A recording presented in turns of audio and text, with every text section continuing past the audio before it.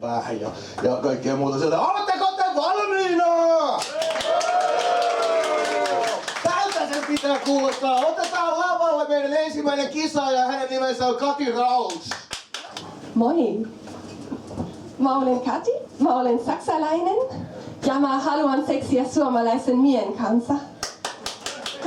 Kiitos. Mä halusin vain sanoa tämän siinä tapauksessa.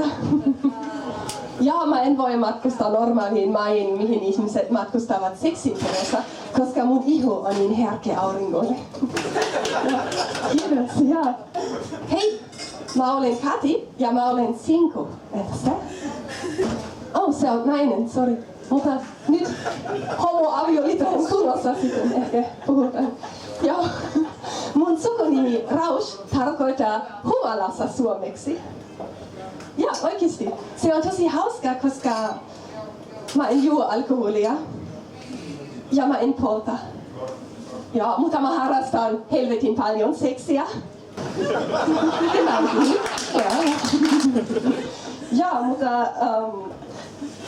ehkä mä voin sanoa tämän yksi kerta vielä. Mä olen saksalainen, mutta mä en polta. Kuka teistä on kotoisin Lapista?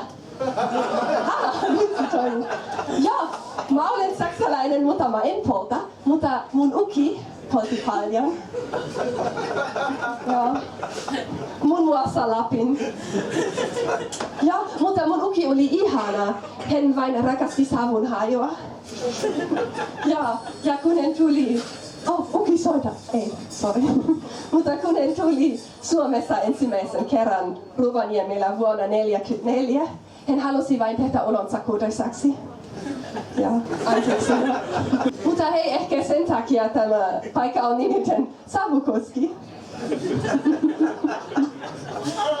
Ja, mutta ehkä mun täytyy sanoa, että mä olen saksalainen, mutta mä en ole natsi. Ai vittu. Hei, se toimii aina.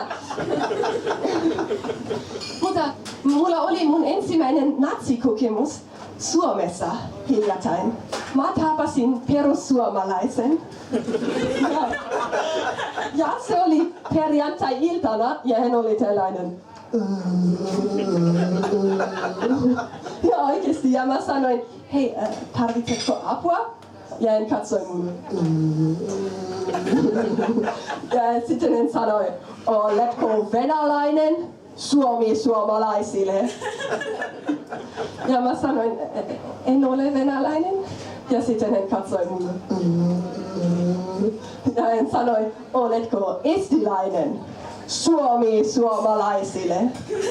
Ja mä sanoin, mä olen saksalainen ja tuo on väärä-käsiversi.